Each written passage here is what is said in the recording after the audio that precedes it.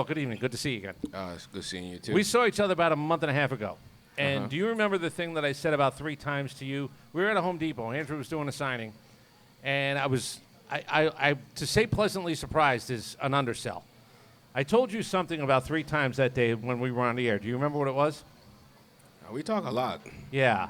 But I had to go because we got in the mood and we started talking. Right, and then there was a long stories line was coming out for you to get signings and everything else. Yeah. But I told Andrew 3 different times, I said, who the hell are you? Who is this guy? Because the stories, and I don't know if it's, I don't want to say it's age, but maybe it's age. Maybe there's a comfortableness. I was really impressed with the idea that you were more than willing to, am I right about this, tell more stories now maybe than ever before? Well, I mean, playing baseball is tough, first of all. I mean, everybody's trying to get words from your mouth and turn it around and make it more than it is. So I always was one person, and I learned it from a young age. You give them a short answer, and you keep it smooth and keep it moving. Because if you make a story about it, that common story, they can turn it around and make it a bigger story than it is. So I always was like keeping everything short and quick, and it's all about the team, not about me. Did somebody actually tell you that? Was there 1 or 2 people who said this is the way to do it, or did you figure that out pretty quickly? I just, way back in the day, we used to have it called like a rookie development thing that we used to go, and I really didn't want to go to it because I was at home in Curacao hanging out and working out, and we had to come all the way to Virginia when it was snowing, and I didn't like that much. But and he carried that like that not much for about 5 years because he didn't say much to anybody at that point. Yeah, but it was just like, they tell you a lot of stuff. They tell you, how to work with the media, how to handle yourself, look out for things like, people that trying to latch on you or trying to come out and sell you something that is fake or whatever. It's a lot of stuff. It's like almost 2 days of rookie development. So you learn a lot of the stuff from there, and I keep a lot of stuff. I come with from a back. My mom and dad, raised me very right, and I learned a lot from them. And you keep a lot of stuff inside that you don't want to share to people. And when the time is right, you can share stuff that you want to share. But at that moment, you just if we did good, you did good, and say no, the team did good, and I was a big part of it, and that's it. I can remember you had a 2-home-run day. It was not the World Series 2-home-run. It was like 2 years later. And I remember looking at somebody that I knew in the clubhouse, and I went like this. I said 5 words or less. We're going to ask them a question, 5 words or less. That's what's going to happen, and that's what happened. But I'm happy that you're in this part of your life now. And I think part of it is, so let's go back a little bit. Explain to everybody, what age did you actually sign a professional contract? Legally or? Yeah. Well, listen, we're past the point of anybody coming back. Yeah, I just don't want to get the front office in so problem. Why don't we just say 16? Do we want to say 16? I signed at 15. Okay. 16. It was illegal, but we made an agreement that was gonna sign with the Braves, and I was gonna just hang out, finish my school year, and when I turned 16, I come to the States. But that's about it. But you told me something a month and a half, 2 months ago. Tell everybody about tryout camps. And you would think, oh, man, I want to be a big leaguer. I'm going to go to every tryout camp. I'm going to go to 1 in the morning. I'm going to go to 1 in the afternoon. I'm going to go 1 at night. What did you say to me about 2 months ago? Oh, I really never went to tryouts. I only went to like 1. 1? I went 1, and then it was just because a scout went to see somebody, and I wasn't playing, so I just got done. I just coming back from playing a selected team in Puerto Rico, and after that age, you move up to another level. Right. So I moved to another level, and that was 14. And actually, my dad was coaching that team back then, and they say just put the uniform on and just be a backup in case of something happened. And the scout was there watching a catcher that was very good by the way. He had a great arm, know how to call games. He was legit good. Mature, he was mature good. And somebody got hurt. they put me in the game, and I end up hitting 2 homers. And it's kind of weird. A lot of 2 homers happen. So I don't know how many 2 home runs I have in my career. I don't know. Do you know that? Well, no, I don't. But I know that was a really good day to have 2 home runs, because the other part is when you're 14 or 15 and they see talent. There is, and I'm just going to let you in on something. Like, there is a rule now. It's 16 and blah, blah, blah. But there is a salivation that comes with a scout who stumbles upon, I'm not here to see this guy, but then what really happens is what? The scout is hoping, I hope nobody else sees him. And that's the game of trying to get you guys sort of under contract sooner, not later. Well, I mean, it's so different down, in Latin America or Caribbean, whatever you call it, or Europe, anywhere besides the United States. In the United States, you got so much people watching, right. and there's no secrets. There's no secrets. Overseas, you can hold somebody and be like, hey, keep on the down low over here. Yeah. But that's what happened. I end up coming in the game. I hit 2 home runs, and the scouts start. They knew about my dad, what kind of athlete my dad was. They heard about me before, but nothing special. But they saw me and they were like, "Hey, we're gonna have some big scout coming in, and we're gonna do a big tryout." And they did a big tryout, and that was the first tryout I ever been to. And they liked what I saw, and I was playing infield, by the way, and they were like, "Hey, can you play outfield?" I was like, "I'm sure I can." So I think that everything started back then. So what was I don't know how involved you were. So there's always a negotiation. And I've been really fortunate. I've talked to guys who played in the 1930s and 40s, immigrant families, first generations. Johnny Pesky, it's not his real last name, he's Polish. The conversation of first generation, somebody comes to the house and says, we want you to play professional baseball. And the first thing the parents think is, what about school? This is just a game. What do you mean, $150? And then they bring up numbers at $400 for an immigrant parent in 1936. You go, whoa, maybe this is something. Do you even know what the negotiation was? And I'm not looking into your pocket, but do you know anything about the negotiation? A little bit. My dad was not happy a little bit, but I was like, hey, this is what I want to do. But it was a big talk, between my mom and my dad, the decision that I wanted to do. And, I was kind of not really like school that much. So I was like, Dad, I'm going to make this happen. And, it was a big decision, and we did. And I was lucky enough, and I took a lot of advantage of the opportunity that they gave me, and I end up being here now.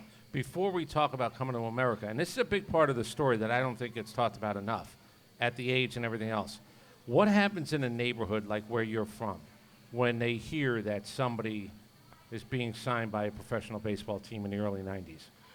Well, I mean, a lot, to be honest with you, because my subdivision that I grew up of is kind of big. It's actually 3 subdivisions, and maybe one of the biggest one on the island.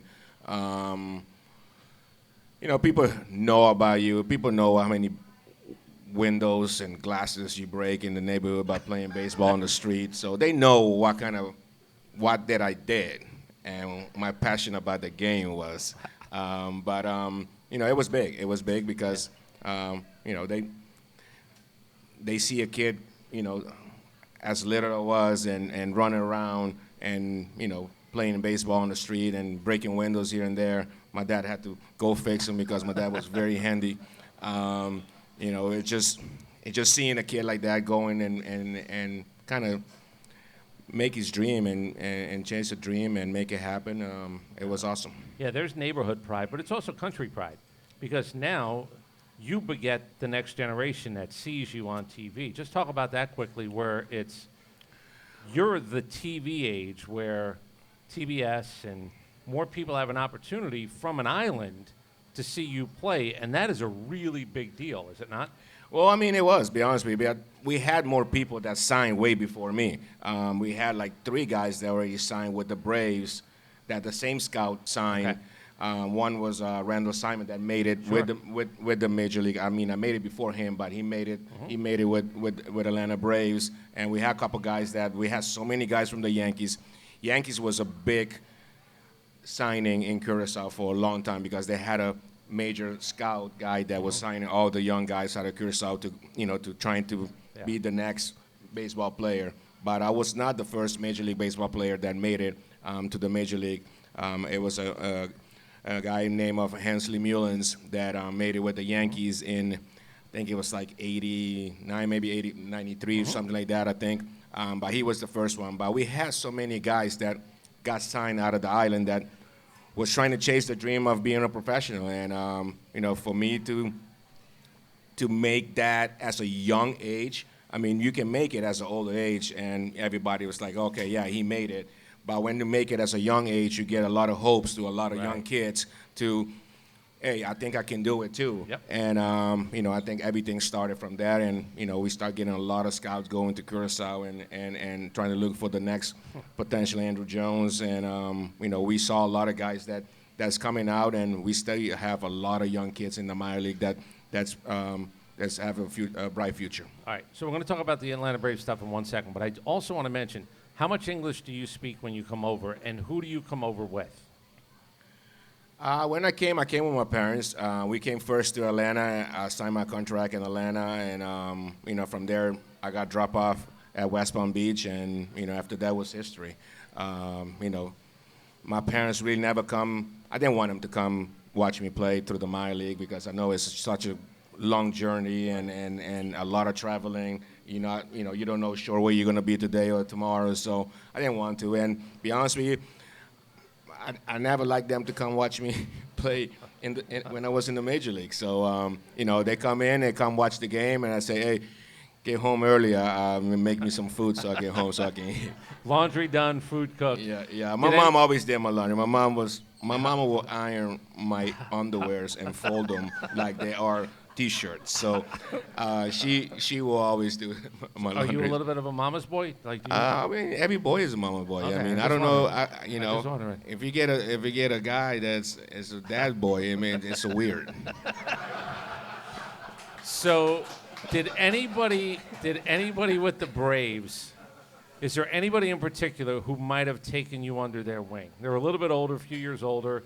They're going through this. Was there anybody that sort of said, hey, you know what, I'm not your dad, but I want you to understand that this is what this is about? It's tough because I came in with a very, very high standard because everybody knew what kind of player I was through the minor league. I was on the cover every month of the week. So everybody knew what I was. So they kind of treat me a little bit push off strong a little bit, we'll call it.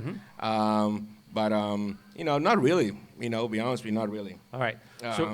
Not really. So Chipper Jones, this is the God's honest truth. I remember it like it was yesterday. Chipper hurts his knee. Do you remember him going down to rehab? Yeah. Okay. And I got to know Chipper at that point. He, $10 million eyes, 10-cent legs, 10-cent feet. Chipper has the worst feet, worst knees. It's incredible. Like God giveth and God taketh away. Chipper actually, the brain, the eyes, great, the legs, shit. So, but he was on a rehab, and he comes back to me, he says, I swear I don't think, come here. He said, I just saw the best baseball player I've ever seen. I said, what are you talking about? You're on a rehab assignment. Have you heard this story? That he says he swears. Now, he might deny it to you now. No, he did say something. I heard before. Okay. But I remember when he came down, and he was like, hey, kid, can you go deep to right field? I was like, yeah, no problem. I can do it. And I did hit a home run there. I had a good game, and he was on rehab. He was like, you kind of, you kind of unbelievable a little bit. And I was like, no, I'm just getting lucky. Well, what did you really think about your skill? Seriously, what did you think about your skill? It's funny because you go from a smallish pool to the big pool. What did you think when you saw American players 17, 18, 19 years old? How did you think you stacked up? Be honest with you? I thought I was underpaid when I saw I was like, when I got here, I see all the first round of getting a lot of money, and I was like, golly, I mean, I should have come to America and signed out of here, and maybe be two sport guy, maybe. I don't know. Did you look into the parking lot to see the cars? Is that what happens? That's what I was saying. I was catching rides, and these guys were driving, big trucks and a nice car, and I'm like, oh man, I made a mistake. I should have came to the States. All right. What was your call up?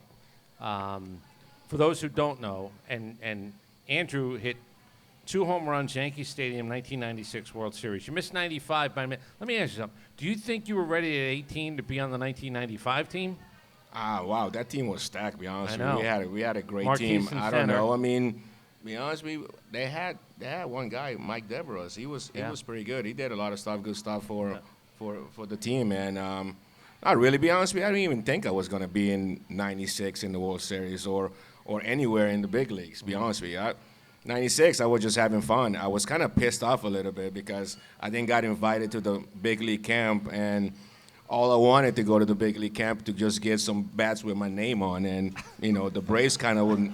They invite me, so I was kind of pissed off about it. I'm not gonna lie about you. They invite somebody that was in the same team with me, that had a pretty good year, but I was minor league player of the year. Right. And I didn't get invited, so that kind of ticked me off a little bit. And, obviously I was talking a little trash, and I told somebody, say, don't worry about it, I'll be in the big league soon. So Tell everybody what you mean by getting your name on a bats, because that's not like a fake story. That's a real thing. No, it's a real story. I mean, when you play in the minor league, you get these pro stock bats that you can go, you can buy at Dick's and stuff like that or whatever. But, when you get the bat where your name is, they go and handpick the wood and make sure it's a good wood, so you can do whatever you need to do with it. But, that was the thing that kind of pushed me to get to the level that I want to get to. What's your call-up story? Do you where were you when somebody told you, you're going up? You want me to go through the whole story? It's usually the manager brings you in, blah, blah, blah. Well, that was 96. I was in high A ball in North Carolina, Durham. By the way, high A ball, for those that look, there's rookie ball, A ball. But it's not like you're knocking on the door at AAA, and the phone call, of course, they're going to call him up. No, I was in high A. Just got done playing All-Star game halfway to the season. I think it was like June or July, something like that. And we go to California to play All-Star game against the California League, and I was talking with my agent Scott Boras, and he was like, "Listen, I gotta tell you, they're gonna move you to AA," and I was like, "Oh crap! All right, we're just having fun. I want to win a championship. I want to get a ring, So we go to AA, get a AA. The first week, I can't buy a hit for nobody, and I'm like, "Why are we going to AA for? Why I'm here for? I'm having fun. Let me have fun. I like to have fun. I don't like to struggle." So you're one of the few guys who says, "Oh, I'll go back down." Not really. Oh, okay. Just want to make sure. But I was just thinking, I'm having fun. Let me have fun. But and I wanted to win a championship. We had a great team. We won the first half of the season, so we had a great team. I was happy about that. And then go to AA. Couldn't buy a hit for like 12 games. My manager pulled me aside after the game. He said, "Hey, come to my room." I get to the room. He put a drink in front of me. He go, "Have a sip," and we talk. And we talk for a little. Remember, I'm 19. Right. Can't be drinking, but I'm 19. You also couldn't sign at 15, but whatever. We're past that. Couldn't drink it, so he said, "Have a drink," and he was like, "Hey, Andrew, I know you want to show everybody you belong here, but those people know you, that they're not going to let it happen. So you have to take your walk, be patient, blah, blah, blah, and this and that. We have fun, drink a drink, go to the room, wake up the next day, get 2 walks, didn't get a hit. The next day I went to a 19 game hitting streak. Yeah. End up hitting like 370 or something like that. And right when I broke my hitting streak in Chattanooga, our minor league director came and say, "Are you ready to go to AAA?" And I was like, "Oh my God, now here we go again." I'm having fun, right? So every time when I have fun, they're trying to move me away. So from there, I go to AAA, and I just kept the same mindset going. And as soon as I got to AAA, I was hitting home runs, and I played 12 game. And we go to Norfolk, Virginia. Virginia. We playing, I don't know what team it was back then, but we were playing there, and playing center field. Next day, I think it was Cox. Another Cox was there. Oh, I don't remember the manager name. He say, "Andrew, you're playing right field today." And I look at him and say, "I'm not right fielder. I'm not playing right field." He go, Bobby Cox want you to play right field. I was like, oh, okay. I'm a right fielder. I say, okay, I'm a right field now. No problem, no problem. So I go play right field, first ball over my head. I'm pissed off. I'm like, God damn, I know I'm not a freaking right fielder. So I play right field that game, end up moving back to center field. And the very next day, I'm in my room. I go walk around in the mall. We were staying next to the mall. I walk around and get a call, in the room, and the trainer, I think it was Lavi too, that used to be our travel secretary and trainer for the Braves for quite a long time. He called me and said, hey, pack your stuff. You got called up to the big leagues. I say, nah, you playing. He's like, yeah, you did. Pack your stuff. So I get in. I don't tell nobody on the bus, and everybody see him in my back. Anybody was like, what you doing? I'm like, nothing. I think they called me up. So I didn't tell. I'll tell one guy, and I got on the bus. And as soon as I got to the stadium, my manager was like, come to in the room, and we talk and say, you got called up. And remember, I'm in shorts in minor league. It's hot in Virginia, and and Bobby got tremendous rules up in major league. So I'm in shorts, kind of sandals, and I'm going to the big leagues. So I get to the big leagues, and we in Philadelphia on the road. I walk into the clubhouse in shorts, in t-shirt, sandals. Everybody go, who the fuck is this kid? Yeah. So right there, I kind of rubbed everybody wrong already. And everybody was like, oh, snap, this guy. Yeah, we got the hot shot. This guy the need a hot lot shot of 19-year-olds has no idea what we do around here. Exactly. Yeah. But nobody told me nothing Yeah. in AAA. If I knew, I would be like, okay, I'm going to at least put a jeans Pants. on. I'll put pants on. Pants on, but nobody said that. I was like, okay, I'm going to the big leagues. So tell everybody what it's like. This is like one of my favorite moments is the first time you see your uniform. Now, you're low-key, and it's not like you're overly excitable. I know you're excited, but you're not overly excitable. What's it like to walk in and see your name? Like, the stitching is even different, and the clubhouse obviously is different. What's it like to walk in and go, if I do this right, this is kind of my home for the next X amount of years, whatever I can pull out of this? Be honest with you, I really couldn't think of nothing. I was just excited to be there, happy to be there, happy for my family, because they knew how hard I work, and they knew how hard they work for me. My dad did a lot of hard work for me through my minor league and helped me and trained me and pitched to me and did a lot of stuff. So I know how hard it was. So I really didn't think about the picture of the uniform with your name on. I just didn't think about it. I was just like shocked. I was there. Be honest. What's with the phone call to your parents? I did not call my parents till I got back to the hotel after the game. Really? Yes. We didn't have phone back then. I mean, he didn't get paid enough. I don't know if you heard. He wasn't getting paid enough. I didn't even have a pager. So, who are the guys? Because that 96 team, obviously, coming off a World Series, these guys can play. You're not going to a shit last place team. You're going into a room with grown men, world champions. Does that register with you at 19? Like, are you aware that these guys are good? I'm here to try to make them better, but they're good. This isn't one of those. The good news is you don't have to be a savior.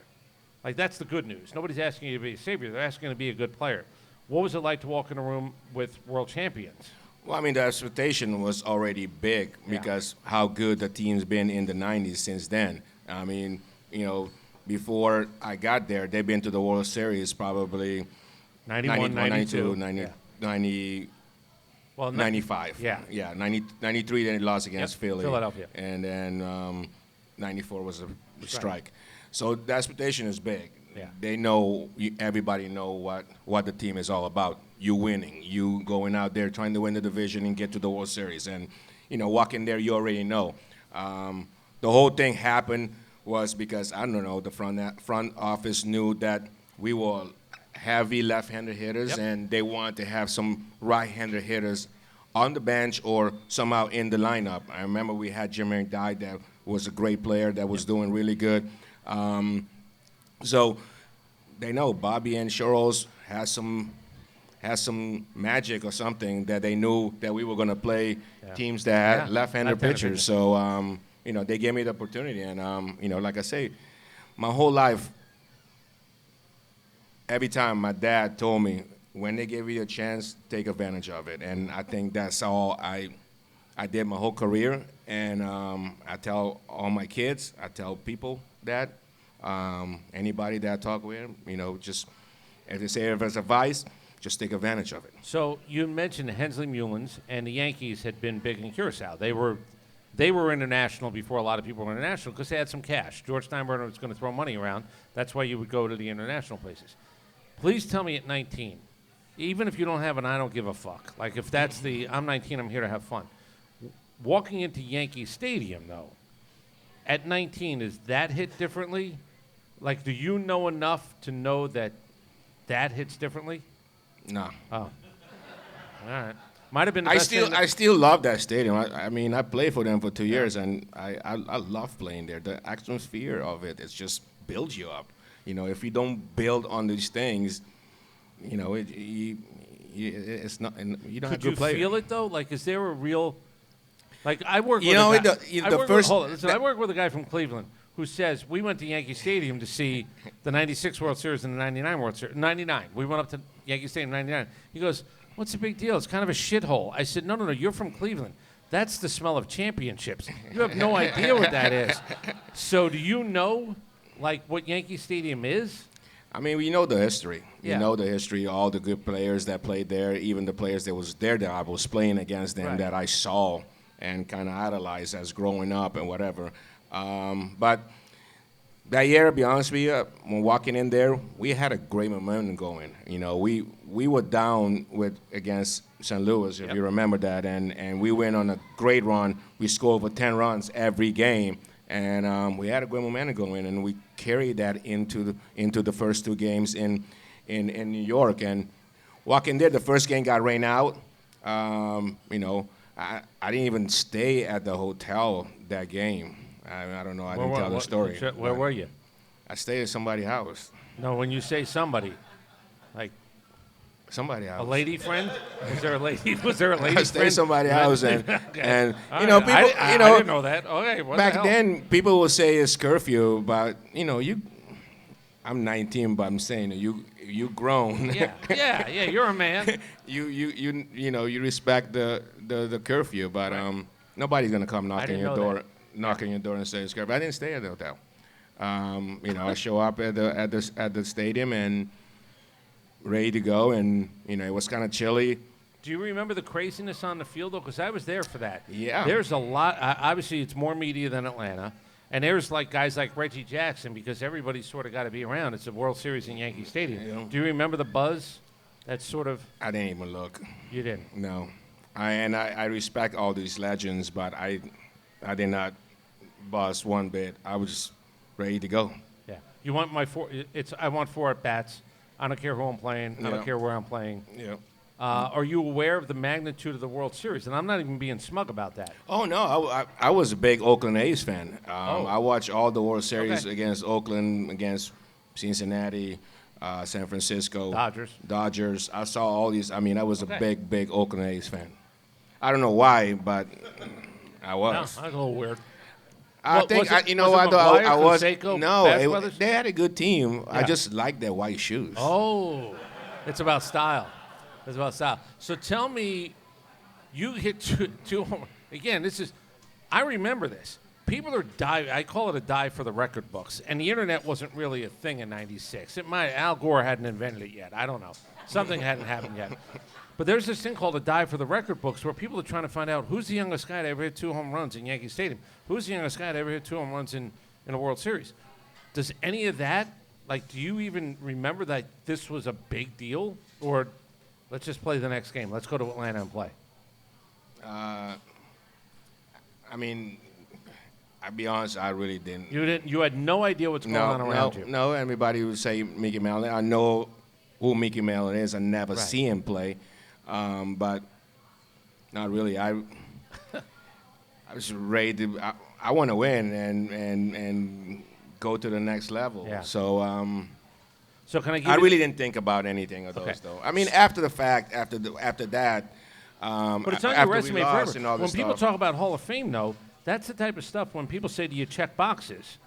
Big moments, extraordinary moments. Like that's how, and we'll talk about it in a minute, getting screwed and not being in the Hall of Fame, whatever. But you've checked boxes, and that 19 years old, 2 home runs. Now, I do contend, had you guys won that World Series, I don't want to say this, but I actually think you might be in the Hall of Fame already. I swear to God, I think part of me says, had the Braves won back-to-back World Series, I'm not even sure people know that you weren't there in '95. But had you won back-to-back with that performance in Yankee Stadium, I honestly believe that would have pulled votes to you. Maybe we don't know. We just don't know. It's one of those things you will see what happened. All right.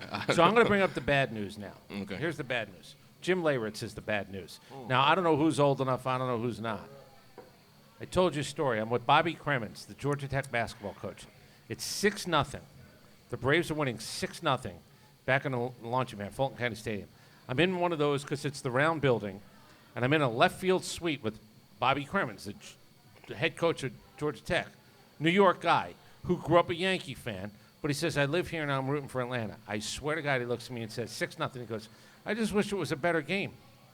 And I looked at him knowing the baseball gods do not want to hear that. And that game literally flips. So if I say that, and I don't know if you know Jim or not, I'm assuming you do. If I say Jim Leyritz? if I say no. Jim Leyritz, what do you think of? Just a guy that we made mistake with. A lot of things happened that game, to be honest with It you. was crazy. It was a lot of things. We made a lot of errors. We Yep. made dumb errors that should have been caught, and a couple taking people out of the lineup was another thing. But those things happen. You can't control that. Right. To be honest with you. But to not win that World Series, how disappointing is that? It was disappointing, especially when we went to New York and beat the crap out of them. Yeah. I mean, they were stunned. We quieted that stadium very well. For the first 2 days, they were pretty loud. They were loud. Do you know I this- mean, be honest with you, they are great fans. They're not gonna, they loud. They're not gonna hackle you. They're not gonna say crazy stuff to you, but they just loud, and you respect that. And they respect good players. No, they do, and especially when you go out there and you perform Right. on the higher level. Yep. Do you know the story allegedly? So in case you don't know, Jim Leyritz hits a home run, 6-6, Braves lose. Jim Leyritz was out the night before because Joe Torre told me the story, and Leyritz told the story. Do you know he was out in Buckhead with another couple? Him and his wife were out, and they got blasted. I'm sure. Yeah, they got blasted. He's hammered. He comes in hungover, and Torrey says, remember, National League Park, pinch hitter might happen. He goes and sleeps for a few innings, and then he hits this ridiculous home run off Mark Wohlers, blah, blah, blah. Yankees come back and win the series. Do you want to know whose Hall of Fame career began that night? Joe Torre's. Because there was talk that Joe Torre would have been fired if you guys kicked the shit out of them. I remember that because the team that they put together to get there. Yes. No, Yeah, Joe Torre would have been. The story was George Steinbrenner was going to fire him after 1 year. That if they lost that series, especially with the ass kicking that happened in New York, it was going to be over and Joe was going to get fired. So let's talk a little bit quickly about the Braves stuff. What's it mean to you to sort of know that people in town and they know who you are and you did the things that you did here? What's to live here now? What does that mean to you? I mean, like I said before, I give a lot of respect to Atlanta Braves to give me the opportunity to play the game that I love, the game that I grew up watching, the game that I dreamed to play. And, obviously, they're the one that gave me the longest year of my career playing the game and, making my home here, it's the best thing that they can do. Obviously, they put me in the Hall of Fame. They retire my number. I do some work with them. Yeah. It's just, I get invited to a lot of stuff to other teams, and I told them no because I just don't want to disrespect Atlanta. Right. So you did play for a few places, but Atlanta's the one that you will do stuff for. Yes. Okay. I got to ask about the Gold Gloves, not about the ability. What glove did you have coming from the island? And tell me about the manufacturers. did you change gloves? Like, what was the history of you and – because Rawlings, by the way, is the gold glove. They would like, if we're going to hand you a gold glove, and I don't even know the answer to this, they would like you to play with the Rawlings. Doesn't mean you have to. What glove did you come over with? Do you remember? I come out with my hands and no shoes. Well, that's the early part. Were you Well, one of when those we no, got, did you did you no, have the, I didn't bring my glove. Okay. Back then, when you sign with the Braves, they will give you a glove, and obviously back then, Braves had a great connection with Wilson. Yep. And they gave me a Wilson glove, and I wear Wilson for the longest of my career. Okay. Obviously, as good that I got as a defensive player, Rawlings will come over and say, hey, we want to have you, but Right. my agent stick with Wilson because they will give me more money than Rawlings, because Rawlings didn't want to pay nobody. They just want you to take the glove because they big brand, and they do the gold glove stuff. But I stayed with the Wilson for the longest, and then I find out that Wilson was giving somebody else that is not good outfield more money than me, and I was like, I gotta go. I heard that story, and you can name names or not, but you know who it is, though, right? I know. All right. Do you want to name names? Vladimir Guerrero. Vladimir Guerrero, who was not a defensive player. He was getting more money than me. Right. Actually, Vladimir Guerrero is a Hall of Fame. He's a great Sure. hitter. Me and him played together to the minor league together till we got to the big leagues, and we played in the big leagues together too. So I know him very well. But when I find out that they were getting more money, I was like, nah, it ain't gonna work. So this guy that we used to have in our scouting department with the Braves went to work with Mizuno, and then I changed to Mizuno after that. So I did. Mizuno actually treated me very well. We made like a youth glove that we sell in Dick's. So we end up make a big deal with him, and that was my last glove that I signed. But that's the story. What's the shelf life of your glove? Is it one season? How many gloves do you actually have broken in? I stuck with my glove for like 4 or 5 years, 6 maybe, the most. But I have to stitch them and relace them because they just get a little bit too sloppy. But I'm trying to keep the same one because I have a pocket that I just can close my eyes and it go in there. All right, but I do want to ask, I don't know if this is, I know it's true in the old days. There were old players who told me, I never put my glove in the equipment bag. I carried my glove with me. Like when the guys, and I'm telling you, when they flew commercial, there were certain guys that said, my glove's not going underneath any place. My glove's not going in the bag. They carried it. I'm not saying it was that, but how, I don't want to say nervous, but how protective were you of that glove? I treat it right. Yeah. Did you have a name for it? No, I No. treat him right. All right. It was good. I take care of him. I mean, it's my work equipment. it's the guy that put on my table. Yeah. So I took care of him. I try not to let a lot of people touch it or put their hand in it, but I took care of it. Explain that, by the way, because you're never supposed to. Don't touch a man's bat. Don't go, oh, what is that? And then certainly never, I don't even want you looking at my glove if I win 10 gold gloves. But you're not saying this, oh, pass it around. This is not for everybody's enjoyment. No, not really, but I just, you handle it with care. You love on it a little Yeah, bit. handle it with care. Yeah, you take- The What- bats, I don't care. You get thousands of bats, and you break thousands of bats. What so did you it do don't with your matter. glove in the off-season? Where did your glove go with you during the off-season? I stay in my in my did? team bag, Okay. and I might pull it out, put some oil on it. Introduce. I don't. It don't come out in spring training at all. That's interesting. It don't come out because I'm just trying to break in the backup of the Right, backup. right. So they give you 2 gloves, 3 gloves every year. So you're trying to break the backup, and hopefully that one don't have a problem. Right, and it's never going to be touched, but I just need to have one in case. Yeah, it just go game. It's only gonna come out game time. All right. Did anybody here ever go down to West Palm? Andrew mentioned West Palm Beach. West Palm Beach was the training facilities, spring training. They shared it with the Montreal Expos. And I went down there, the first year I ever went down was 94 spring, 95 spring, 96 spring. Tell everybody what West Palm... Has anybody been to Northport, the newest Braves facility? All right. It's basically the Taj Mahal, the Bellagio, the whatever of spring training. It's really nice.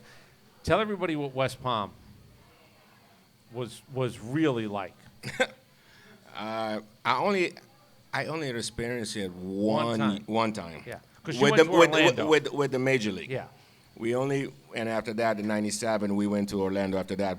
But coming up in '94, '93, and '95, we ended up spring training down there, and my first year we play at 12 o'clock, so it's hot as hell down there, and the only people that watch the games are a couple gators in the lake or maybe one in a family that show up or something, but that's all the people that watch the game. So, it's kind of it's very, very boring down there.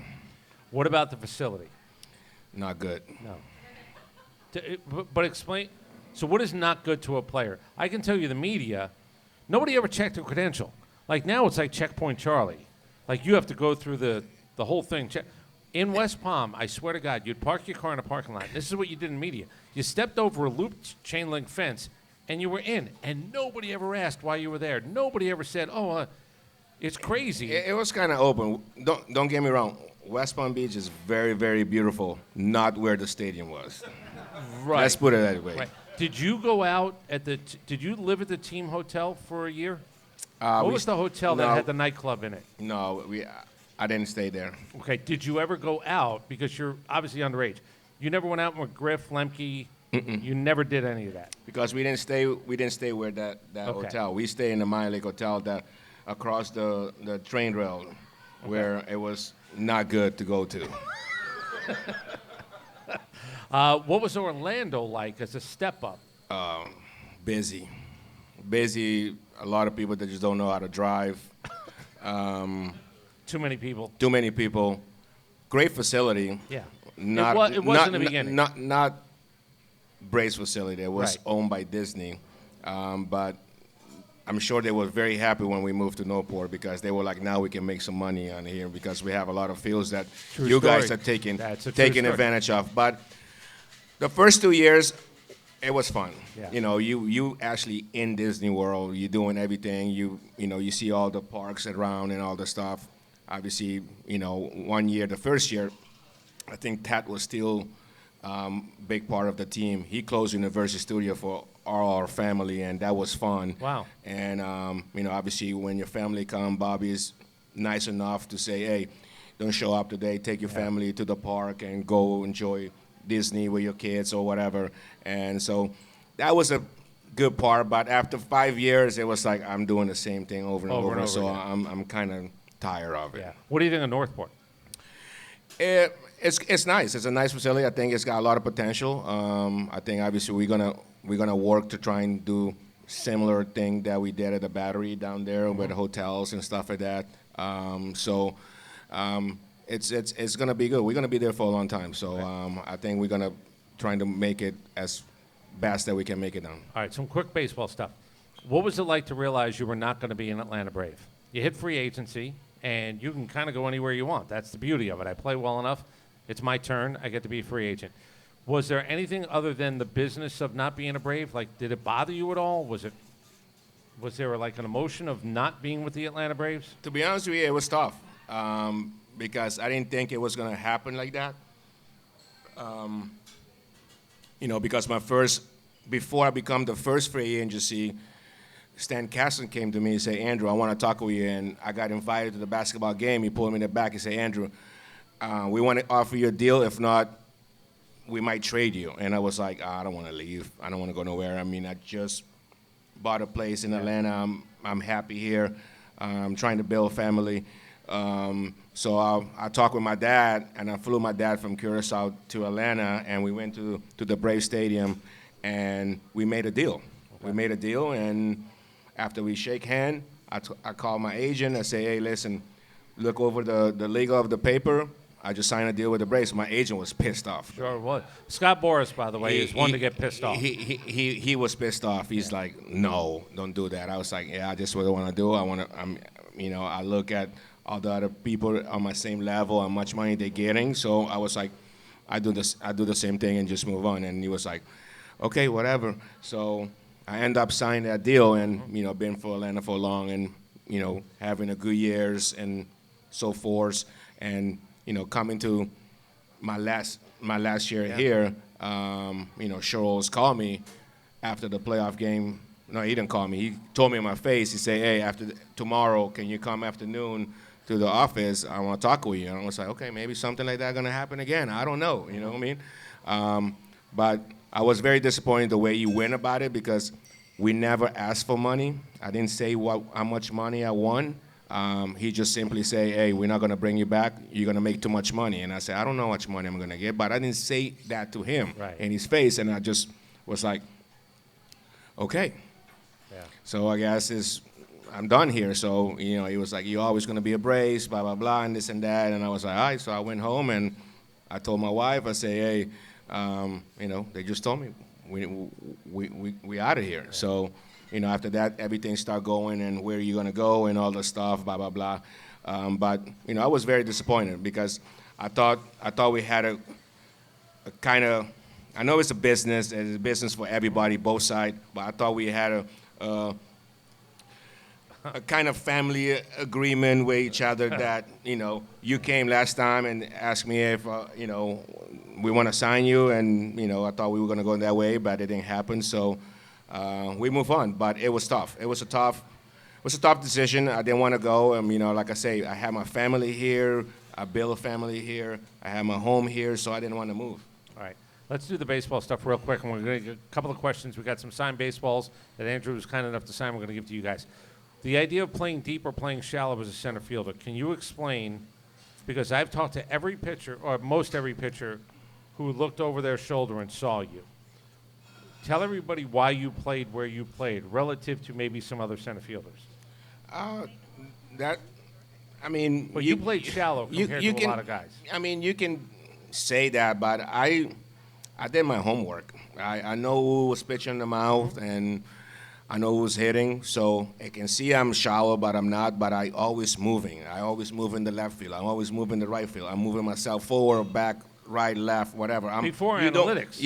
You don't see me do it, but I'm moving. Okay. But the reason I say shallow is a lot of guys would rather come in on a baseball than go back on a baseball. What I noticed about you extremely early in your career is this guy realizes if I play shallow, and pitchers love this, I can take away that bloop. And that was the thing that I said, oh, shit, this guy knows that he's going to help his pitchers because he can go back. And not everybody can go back or trust themselves to go back. I can't imagine how many base hits you saved because of actually where you played. But I think, like you say, analytic is scouting report, on steroids. Analytic is a little bit too much information for a lot of people. Yeah. We're trying to keep it simple that it is. I think analytics got too much numbers, and it can be a distraction. So I respect what these guys come because every time when I go to spring training, I work with the outfield guys, and they all like question me what you think about that analytic and all these paper that they gave them. Say, if they gave me that paper before, I would tell them to put them up their butt. But you have to respect it. But we had these things before the game started. Yeah. We have these things before we start a series against any team. You knew. I knew. I put in my head what you're going to do right. against Maddox, what you're going to do against Glavine, what you're going to do against Smoltz, what you're going to do any pitcher that's pitching that day. I know in my head already. I don't have to look at the paper and say what you're going to do. I watch you play. I watch you. I watch my pitcher. What you doing? The adjustments you do every pitch. Man on. What's he going to do? I watch those things. And those things are sometimes it's God-given. Sometimes it's things that you work on. But I watch the game, and I feel like these guys, I don't know, they don't watch the game. And they're trying to learn the opposing hitter, or they're trying to learn the opposing guy at the plate. So they probably not to learn their pitcher. Right. If Strider's pitching, I know Strider's throwing fastball. He's going to get a lot of fly balls, deep fly balls. So I would not play too shallow. Right. But you're the equivalent, and I said this about Chipper. Chipper's the best hitter guy that I've ever talked to. And it's not just remembering. Like everybody, Chipper could call 20 pitches in a row from the bench. I said about you were the defensive version of that because you don't have to go over it and go over it. There's an instinct, there's a God-given ability, but there's also I'm aware of what's going on around me, and I think a lot of times they are relying on the card that's in the back pocket. It's just lazy, to be honest with you. It's a laziness that they put it out there. I mean, if they tell you, you walk out there and it's not going to rain on you, you're going to walk out there and just be lazy about it in case just look if the weather is going to be raining or not, or if it's going to come sideways or whatever. You let other people tell you what to do. Yeah, so I talk with these guys all the time. I say those things are important. Don't take for granted.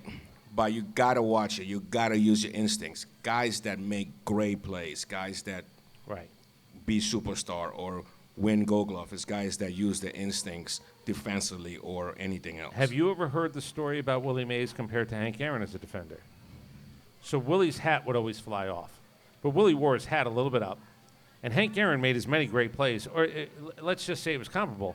But Hank always said, my job was to never make it look difficult. I was in the right place to make a play. I think at times you made things look so simple. Now, thank God they gave you the 10 Gold Gloves, but you made it look simpler because you were in the right place. You got to a ball. You weren't diving. How many times do you think you dove for a catch? Not many. I don't know, only coming in, land drives and stuff like that. But it hurt when you hit yourself on the ground. It hurt. It's not fun. I mean, it's not fun. You'd rather catch it here. I'd rather catch it than be on the ground. I mean, yeah, your instinct is going to happen that you want to catch the ball. Those plays come in, but I really don't want to be on the ground. It bothered me. It bothered my back. It bothered my shoulder, my neck. I mean, then you got to go hit. I don't know. I try not to. Like I say, I play center field to put myself in the right spot. I put the left field in the right spot. I put the right field in the right spot so we can cover the fields that I think, because I take control at the outfield. You're the quarterback of the outfield. I remember we doing scout report and we going over the team, and Bobby, every time they say, oh, the outfield go this way, and they have some question, Bobby say, Andruw, do whatever you want. You know what you're doing. So I was like, I watch the game. I don't know. Just trying to learn who's hitting, who's pitching, and sometimes Maddox even told me before, he said, hey, what do you think I should do to this guy? This guy's hitting. I say, well, if you're gonna go this way, I will be here. If you go that way, I will be there. So that's how I put it simple. What do you think about your Hall of Fame view as a center fielder to watch those three guys pitch? Like, how fortunate do you know you are? I mean, Maddox was a doctor. He was, what's the stuff that he had, I never saw him when he was throwing 90-something, but I saw him when he was throwing dots. And have the ball moving the way he make the ball move was something spectacular. Smolsey was more like a power hitter. He's going to strike you out with a hard slide, a split, whatever. You get a lot of fly balls. And Glavine was just trying to just beat you away as much as he can. And some guys just get impatient and they just get themselves out. But, it's just watching those guys behind, it's just, you learn a lot about what to look for. Right, as a hitter. Yes. Real quick, the Gold Gloves are great. Rawlings says, hey, you want a Gold Glove. Is it more important to you that you've heard those guys speak about looking over their shoulder and seeing you out there than the Gold Gloves themselves? That they have always talked about you being behind them was the greatest thing ever. How much does that matter to you? I mean, when the first one was awesome. I mean, after 97, I was a part-time player, and in 98, the Braves gave me the opportunity to play center field, and go out there, struggle as a hitter earlier, and Bobby stick with me, and end up having a great year. That was special. But after the rest of them, it was just, I'm just going out there to help my team win. My thing is, though, when I hear Bobby say, Andruw, you do whatever you want to do, it's like, I can't let him down. Yeah. I have to be the best I can out there at that moment. So, knowing that Glavine, Smolsey, or whatever is pitching in the mouth, count on me to be out there. I go out there and take a lot of pride of playing center field. Rapid fire. Do you know who you got your first hit off of? First hit? No. First home run? Danny Nagel. Who was it? Danny Nagel. Danny Nagel, who ended up coming here. They took a lot of home runs from me, man. What's I could have had 500 homers. When they brought Danny Lingard over, I lost by 50. I'm sure Denny knows that. You've told Denny that? He do know that. Yeah, he does. Very well. Do you have your first home run ball? Was that a thing back then? Yeah, I do have my first ball, home run, and hit. Do you have anything from the World Series in '96? Yeah, second homer. How'd you get that back? In Yankee Stadium? It hit in the bullpen. Oh, that's always good. Yeah. Smart. That's smart on your part. Eddie Perez gave it to me. Oh, 1999 NLCS MVP, Eddie Perez. Yep. And by the way, if you don't know the story, Eddie Perez, 1999 NLCS MVP. Every time you see him, he will let you know that he was the 1999 NLCS MVP. Say 99. Do you know who you hit your last home run against? Juan Cruz? I don't know. Because you never think it's your last home run. I don't know. But you never think it's your last home run, right? That's why it's not a big deal. It was, because I ended up going to Japan for 2 years. Oh. So I know it was Juan Cruz in Okay. Tampa. Do you have I think. I hate to say this. God forbid something happens in your home and you have to take something with you. The infamous, I got to get it under my arm and I got to get out. Myself. Baseball-wise. Baseball-wise. What's the thing? Baseball? Yeah, what are you grabbing? Oh, man, there's so many. I don't know. I just. You only got this much room, so figure it out. You know what, though? I take my balls. Yeah. Yeah. Literally, figuratively. Yeah. I agree with you. That's my smart. balls. That's I smart. can't get the balls back. Yeah, you got to keep your balls. You can get a Gold Glove bag. Right. You can get Right. They'll make you another one. Yeah, they make all these things, Yeah. replica, whatever it is, and they can make. They ain't gonna make the balls back. No, they're not. They can't, or they could. but No, they I can't. mean, no. When you retire, look back now, this many years later, what do you actually think about your career? Was it what you hoped, expected? Was it more? Was there unfinished business? Like, how do you want to, this many years later, put it in perspective? Wow, good question. Kind of disappointed a little bit Okay, tell me about that. because I thought I still had like three more years left in my career. When I went to the Yankees, I ended up playing, part-time because at the Yankees they have 9 all-star players and you ain't gonna crack the lineup. You got to go in and bag the manager, say, hey, man, I haven't played in a month. Can I get a bat? And then they pull you against somebody that's nasty, so Right. it's probably 0 for 4. So, I wanted to come back to Atlanta, and I had the opportunity, and Interesting. I probably never told you this. No. You probably don't know about it. I had a contract right when I came back from Japan. I had a contract invited to the big leagues and a minor league contract. And whatever was GM back then told me, okay, that's what you do. And then Freddie Gonzalez was there, and Freddie called me, and he asked me, not to put Freddie in the blast right now, but it pissed me off. He go, can you play outfield? I was like, what the fuck you talking about? Right. He go, well, you haven't played outfield in Japan. I said, I don't give a crap. Yeah. I can play outfield in my sleep. I'm not going to play outfield every freaking day. Right. But I can play outfield, I'll tell you that. So, we go back and forth. We're trying to, my agent trying to nail the contract. And I see that the Braves signed Johnny Gomes. And I was like, okay, all right, so he's probably, pushing me away. But I was like, no problem.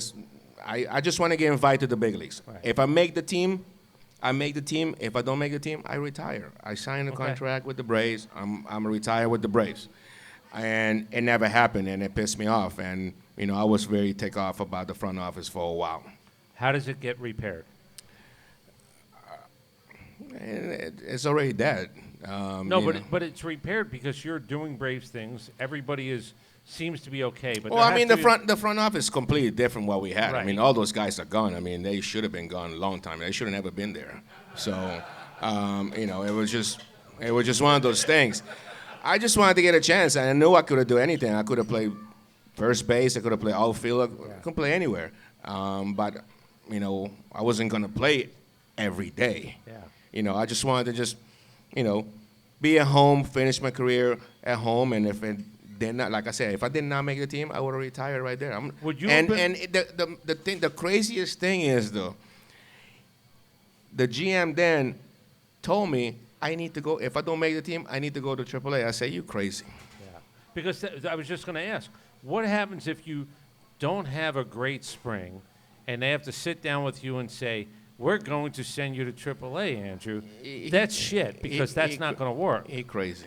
Right, that's not going to work. It was Were crazy. you willing to, hold on, so I don't know this story. Were you willing to really take the chance in spring training, making the Braves, not making the Braves, and had they said, Andruw, we're not going to bring you up, you would have been okay with that? Because you did it and you at least Yeah, I would have done. I mean, probably if I was in spring training, somebody would be like, "Hey, Andruw look good," or maybe I don't know. Okay. Just we might give him somebody else opportunity. But if that was my mindset that I did, and then after that, I was like, you know what, though, I'm done. I'm not gonna deal with it. You know, we had a couple people was asking, like Milwaukee asked about me, but I was like, I'm done. I'm gonna go trip. I went to Australia, did tripping everywhere, and I enjoyed life and. Now I'm still enjoying life. Good for you. Well, and I do believe you're supposed to be in the Hall of Fame. I hate to do the Ozzie Smith thing, but if Ozzie wins 10 Gold Gloves and is in the Hall of Fame, Bill Mazeroski, certainly there is a place for a guy who saved runs. I believe every pitcher that ever played in front of Andruw Jones drove to the park in a different mindset than guys who didn't have you playing behind them. And I think, me personally, that has to be, let's just call it an intangible. It's actually a tangible. But if it's an intangible, I've never thought the writers took that into consideration. Well, I mean, thank you. But, you know, if his stats is out there, stats, you can't take stats away. I mean, you know, like a lot of people say about everybody that, you know, that's played the game. There's a lot of guys out there that have great numbers that's not in the Hall of Fame. And it's sad, kind of, because the numbers not gonna lie. Whatever it did, the numbers is right there. So you can't deny the numbers. Do you feel good that you sort of have a momentum though going towards? I mean, yes. No. Tell you the truth, yes. I mean, we go in the right direction. Every year I'm going up. You know, I think I got 2 more years. So we'll see what happens. Good. All right. Real quick. Thank you, by the way. I never heard that story about that last year with the Braves. Is there any quick questions? Do we just want to do? We have some baseballs to give away. I don't know if anybody's been thinking about anything. If there's anything that you'd like to ask Andruw. I'm going to say the GM name, though. John Hart. He's horrible. Yeah. What about, you like Frank Wren? I don't think he was there. He was already gone, I think, when that Have you opportunity seen John Hart since then? I don't want to see him. No. How about this? If you saw John Hart, would you let him know he was horrible? No, I won't even talk to him. Okay, well, that's good. Good for you. I feel like disrespect. I think, you know, it could have been his way. He could have been, you know, whatever. He could have picked up the phone and tell me, hey, Andruw, we're going to move this, and, you know, sorry, this is this. I want to move on. But he never say nothing to me. You know, my dad told me a long time, respect everybody that respect you. That's right. And I grew up that way, and I respect everybody till somebody disrespect me. That's very Italian of you, by the way. That sounds very Italian. We hold grudges quite well. Well, I mean, I don't know. I don't need to kiss your ass because it's over. We're done. Yeah. All right, good for you. Yeah. Smart. Okay. Yes, hi. So I am a baseball mom. My son Zach pitched with Andrew's son at 6'4", and I have to say he was thrilled when Drew was in the outfield behind him whenever he pitched. It's a family trait. It is. It is. You try. Absolutely. And the whole baseball glove thing, oh my God, I've got a baseball glove on my kitchen island, on my coffee table. It's like, put the gloves away. But no, they'll sit there, you know, all summer until he goes back to school. So my question to you is, you know, Drew is doing very well. He's in the Arizona league, or System. playing for organization. Thank you. How is it different today? I mean, it's cutthroat, I know, but how is it different today from when you were going through it to your son now? And you know, he was picked number 2 in the draft. He's outstanding, but I know it's been a challenge. So how is it different? First of all, I'm proud of him. I mean, I'm a proud dad that, you know, what he accomplished so far in his career, what his decisions that he make. But that's his problem. I went through it already. I'm going to guide you. I'm going to tell you how it is. And, But they do know his name, and that is one of the things that is different. The draft is a more public thing when your last name is Jones and your dad is Andruw. It is a little bit different in the sense that he has to walk maybe a little bit of a different path. Well, I mean, you know what though? He's a great kid, very respectable kid. We raised him right.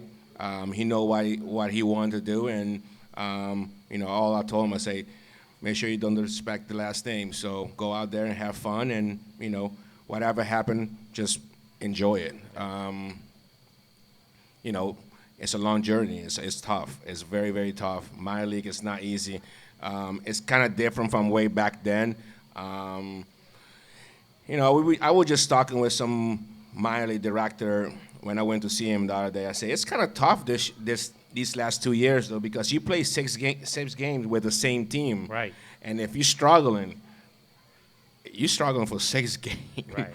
It's not going to struggle for 3 games Get and out you of go town. and get on time and say, let me get the other team. Yeah. You're going to struggle for 6 games. But if you're hot, you're hot for 6 games straight. So I think that's the part that's hard for mind thinking. But, if I was in that part of years, I probably would handle it the same way I handle it through my whole career, through the minor league. But it's tough, though. It's really tough. It's a tough journey. It's in minor league, the bosses, the traveling. They're always drafting somebody to take your job before you even got in a major league Yeah. job. So every year you got somebody coming that is probably get drafted as a center fielder or outfielder that is a number 1 pick, and they're always trying to push everybody forward to the level. And if you don't graduate that level, you feel like you fail a class. So you're gonna press yourself to get to that second level. So. It's just a tough thing. It's a tough. Minor league is very tough. I think, obviously, when you get to the major league, you have to work extra hard to stay there. But minor league is very, very tough. Thank you. Anybody else? Real quick question. Anybody? A follow-up to that. So I grew up a Braves fan and when you first came on, and obviously loved watching you play, but you also gave me major anxiety because you would always do that shit where you would wait till the end to kind of flip up the glove. Did you teach your son that way, or were you like, hey, hold it up and make sure you catch it? I hope he didn't watch me doing all that stuff. I don't know. I try to relax myself because I know how hard it is to play the game. But it might look that I don't try. I did work hard at it to make it look that way. I have every day when we go take batting practice, I go out there for like Shagging. By the way, that was a thing back then. by 20 minutes. Tell everybody that, though. That was shagging in the outfield. You Yeah. were working on your craft. No, I mean, be honest with you, a lot of people say, I have missed ball. I never miss a fly ball. I never drop a fly ball. I let ball bounce in front of me when a situation that happened when Bobby took me out of the game. I missed ground balls before, trying to overdo it, trying to get that man on base, so you bobble it, whatever, but I never drop a fly ball. I took a lot of rap before the game, like I say, batting practice. Yeah. I go out there and I tell the pitchers get out of the way because I'm gonna do my power shagging for 15 minutes before I go hit. So I do those work before the game every single day. So when the game starts, that's like 1 ball is coming to me. And since in batting practice, I got 20 balls coming at me right away that I'm doing the same thing. So, it's just, that's how baseball players do it. It's repetition. They build themselves on repetition every day. And, that's why they who they are. Well, they gave you a gold glove, 10 of them. I didn't ask you, what do you think about bat flips? Bat what? Bat flips. Home run, look at me, dig me. Like, what is your thoughts on I don't know. I mean, I don't know if I ever. I might. When the pitcher kind of, I was batting behind Chipper before. I think a couple games. I mean, a lot of games I bat behind Chipper, but they end up intentional walk Chipper, and I end up took the guy deep, and I think I might have pimped it a little bit because I'm like, what? Though you have some respect.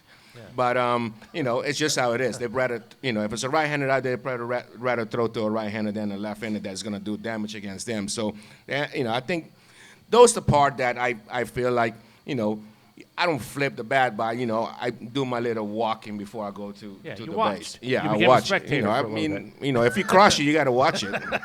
Do you know the longest one you've ever hit? Do you think you know the longest one you ever hit? Oh man, I don't know. Maybe in Philadelphia sometimes. No, which means you know then. So what? Like, I love when all of a sudden now, where did it go? Like, who did you hit it off? I don't know. Some pitcher Beach from left-handed Beach from Philadelphia. Okay. I hit it like this is a true crazy story, by the way, too, though. This is crazy. We were in Philadelphia. I hit the home run in the third deck in center field. This mom and son is in center field. The son go get the ball, and the mom picked the kid up and leave the game because the dad was looking for them. So they're on TV? They got on TV for that story. Somebody came and told Pat Corrales, and Pat Corrales told me that whole story. So they got on TV because you hit a bomb to a place that nobody would know. They were running away from the shit. dad. It's crazy. I don't know if it was abusing or whatever. They were running away, and the kid wanted to go to the game. So they sit all the way in center 'cause field. nobody's gonna. Ain't nobody there. Ain't nobody there. They sit up there. I hit the home run. They went to get the ball, and the mom grabbed the kid and left. I still have the video. Realizes they're on TV because Yep. he's going to get the baseball. Yep. That's the longest one you think you ever hit, though? Yep. All right. I think we're done. Yeah. You got questions?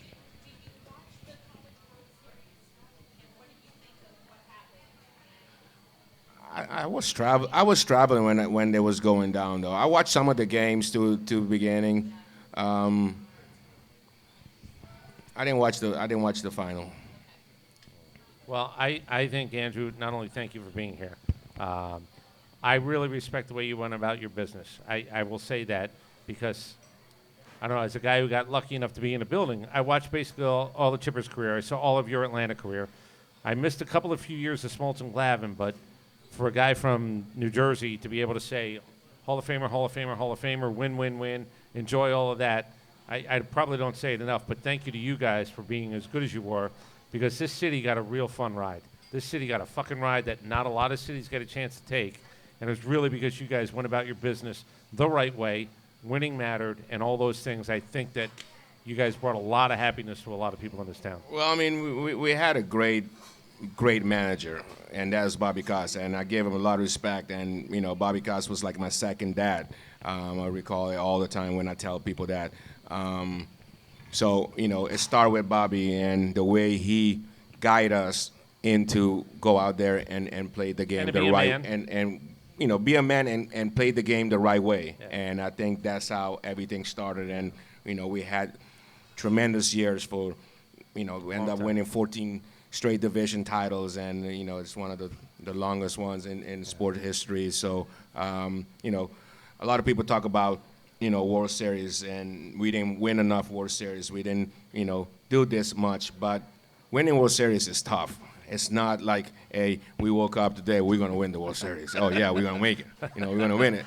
The other team is thinking the same thing too. So it's tough, but for us to get a chance to be there.